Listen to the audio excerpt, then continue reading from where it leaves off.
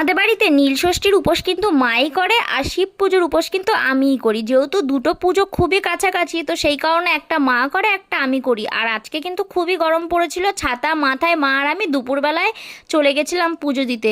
কেননা সন্ধ্যাবেলা খুবই ভিড় হবে, সেই জন্যই দুপুরবেলা চলে গেছিলাম, তাও অল্প কয়েকজন লাইন ছিল। আর এদিকে ভোলে বাবার মুখটা কিন্তু খুবই মিষ্টি, দেখলে পরে মনে হয় সব সময় হাসছে। তো যাই হোক, মা কিন্তু এদিকে পুজো দিতে শুরু করে দিয়েছে। অনেকক্ষণ ধরে মা পুজো দিচ্ছিল, আর এখানে খুব একটা ভিড় ছিল না বলে বেশ ভালোভাবে মন দিয়ে পুজো দিতে পেরেছে। আর এখানে কিন্তু খুব সুন্দর করে সাজানো হয়েছে মন্দিরটা, তোমাদেরকে দেখাচ্ছি।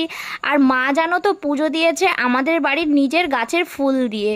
তোমরা প্রথমেই দেখেছো হয়তো, আমাদের গাছে অনেক ফুল ফুটেছে, সেই ফুল দিয়েই পুজো দেওয়া হয়েছিল। তারপরে প্রায় এখানে কমপ্লিট হয়ে গেছে পুজো দেওয়া।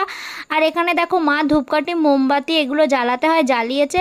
ফাইনালি পুজো দেওয়ার পর আমি আর মা কিন্তু বাড়ি চলে আসলাম। আর তারপরে সন্ধ্যাবেলা যেহেতু